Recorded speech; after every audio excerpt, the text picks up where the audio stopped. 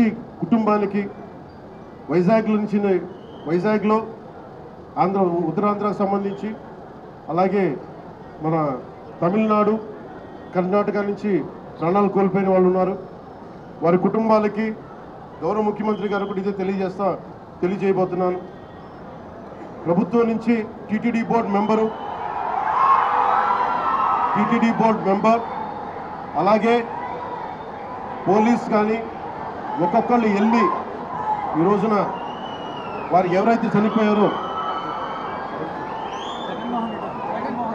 ఎవరైతే వచ్చారో వాళ్ళందరికీ క్షమాపణలు చెప్పాలి, వారికి సంతాపం ప్రకటించాలి, వారి స్థాయిని మనకి ధైర్యం కల్పించాలి.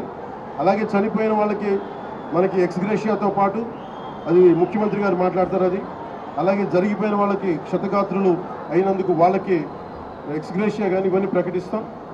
వీటన్నిటికంటే కూడా లోపల నుంచి జరగాల్సింది ఒక ప్రక్షాళన అయితే జరగాలి. మొన్న జగదీప్ గౌరవ vice president honourable vice president కూడా ఇదే చెప్తా ఉన్నా. టీటీడీ బోర్డు మనకి విఐపి ఫోకస్ నుంచి కామన్ మెన్ ఫోకస్కి వెళ్ళాలి.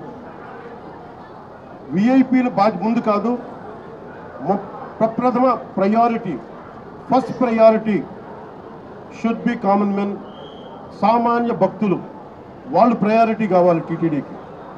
ఈఓ గారికి కానీ అడిషనల్ ఈఓ గారికి కానీ నేను మీకు ప్రత్యేకించి తెలియజేస్తున్నా, విఐపి ఫోకస్ నుంచి సామాన్యంగా వచ్చే భక్తులు ఫోకస్ అవ్వాలి. ఇది మటుకు కరెక్ట్ చేయాలి. ఎందుకంటే 9 గంటలు 12 గంటలు 8 గంటలు ఇది తప్పు. ఇది సమూలంగా ప్రక్షాళన జరగాలి. కుదిరితే 1-2 గంటల్లో వెళ్ళిపోవాలి, లేదంటే వాళ్ళు విశ్రాంతి గదుల్లో వెయిట్ చేయాలి. ఇది టీటీడీ బోర్డు పాలక మండలిలో కూడా నాకు తెలిసిన సభ్యులు అందరికీ తెలియజేశారు.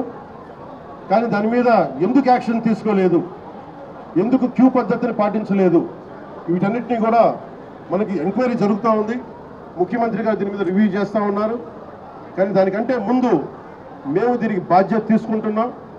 భవిష్యత్తులో ఇలాంటివి జరగకూడదు. ఇక్కడేనే కాదు, ఏ గుళ్ళోనూ జరగకూడదు. ప్రత్యేకించి టీటీడీకి ఈరోజు జరిగింది చాలా నాకు వ్యక్తిగతంగా చాలా గాయపరిచింది. చాలా భరించలేని బాధలు ఉన్నాయి.